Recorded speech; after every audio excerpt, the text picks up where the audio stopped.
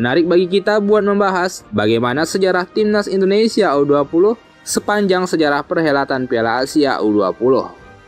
Piala Asia U20 pertama kalinya diselenggarakan pada 1959. Kejuaraan sepak bola usia muda Asia ini beberapa kali mengalami pergantian nama, di mana pada periode 1959 hingga 2006, kala itu masih menggunakan nama AFC Youth Championship.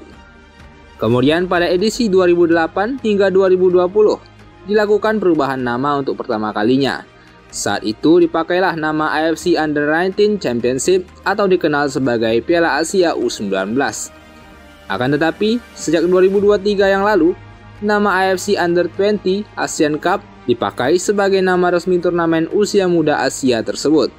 Sementara di Indonesia, lazimnya disebut sebagai Piala Asia U20. Sejak pertama kali digulirkan pada 1959, Korea Selatan sangat mendominasi ajang ini. Daegu Warriors muda sampai saat ini sudah memiliki 12 gelar juara. Menariknya di posisi kedua adalah Timnas Myanmar. Negara asal Asia Tenggara itu sudah memiliki 7 gelar.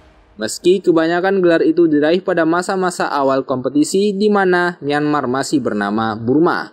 Selain itu, ada Israel yang memiliki 6 gelar. Pada masa-masa awal dibentuknya AFC, Israel memang menjadi bagian dari organisasi sepak bola Asia. Sekarang kita ketahui Israel sudah pindah ke UEFA.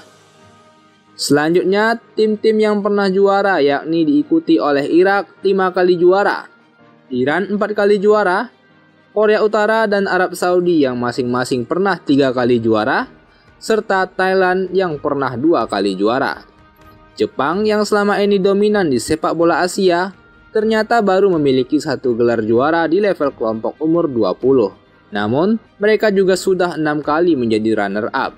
Jepang memiliki jumlah gelar yang sama dengan China, Qatar, Suriah, Uni Emirat Arab, India, Uzbekistan, dan Indonesia.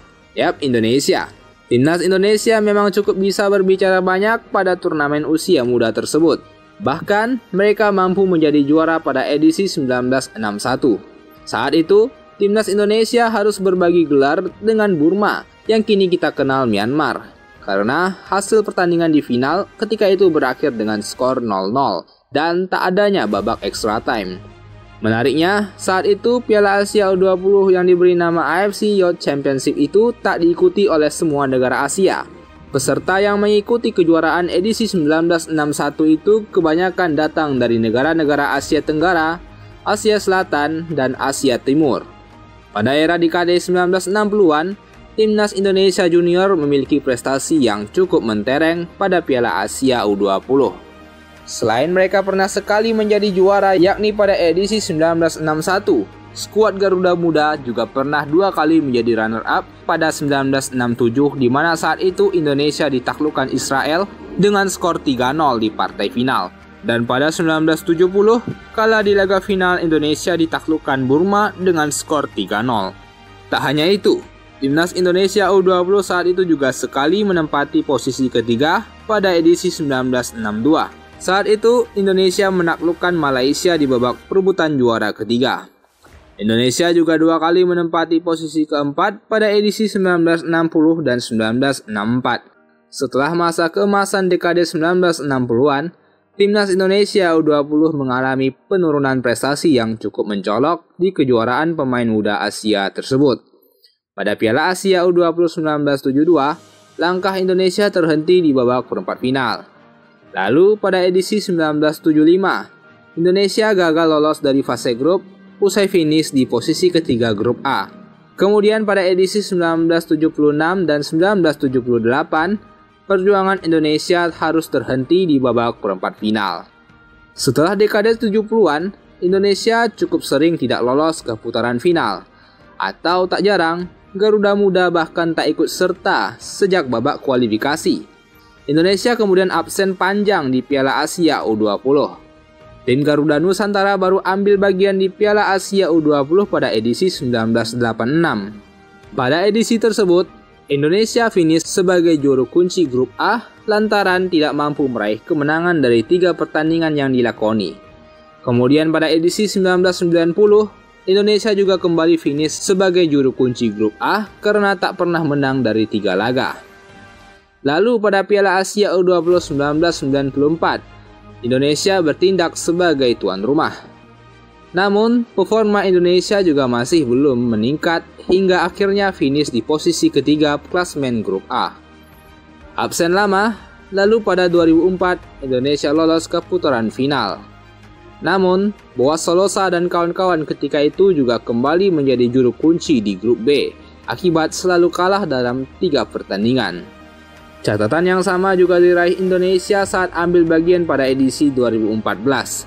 Menunggu 10 tahun untuk kembali lolos ke Piala Asia, tim yang digadang-gadang sebagai generasi emas yang diisi oleh Evan Dimas dan kawan-kawan sebelumnya mampu mengandaskan Korea Selatan di babak kualifikasi. Sayangnya, performa apik itu tak berlanjut di babak grup, sebab Indonesia U19 dipecundangi 3 kali oleh Uzbekistan, Australia, dan Uni Emirat Arab. Garuda Muda menutup kiprah mereka di peringkat buncit. Harapan kembali muncul saat Indonesia ditunjuk sebagai tuan rumah Piala Asia U19 2018. Saat itu, Witan Sulaiman dan kawan-kawan mampu lolos hingga babak perempat final. Mereka menyingkirkan China Taipei dan Uni Emirat Arab, serta kalah terhormat dalam laga yang sengit melawan Qatar yang berakhir dengan skor 6-5. Tiket lolos ke Piala Dunia U20 tahun 2019 hampir diraih oleh skuad asuhan Indra Syafri. Namun sayangnya, di babak perempat final, Indonesia harus bertemu oleh Jepang dan kandas di tangan Samurai Biru Muda dengan skor 0-2. Saat edisi 2020, Indonesia mampu lolos ke putaran final setelah di babak kualifikasi keluar sebagai juara grup. Tim yang kala itu dilatih oleh Fahri Husaini itu meraih 2 kemenangan dan menahan imbang Korea Utara. Sayangnya, COVID-19 yang melanda dunia kala itu membuat turnamen ini diundur sehingga penampilan Indonesia di Piala Asia U20 otomatis kandas. Turnamen ini pun kembali digelar pada 2023 dengan babak kualifikasi dimulai pada 2022. Indonesia yang dipimpin oleh Shin Tae-yong berhasil menjadi juara grup di babak kualifikasi dengan raihan sempurna yakni 3 kemenangan. Di putaran final, Indonesia belum mampu lolos dari babak grup usai hanya meraih 4 poin dari kemenangan melawan Syria, hasil imbang melawan tuan rumah Uzbekistan, dan kalah dari Irak. Mampukah skuad Garuda Muda bakal melaju ke babak putaran final nantinya, Bung? Coba tuliskan tanggapan kalian di kolom komentar. Dan jangan lupa buat like serta subscribe channel Bung Bil supaya kalian tak ketinggalan berita-berita menarik seputar sepak bola Indonesia dan mancanegara. Thank you.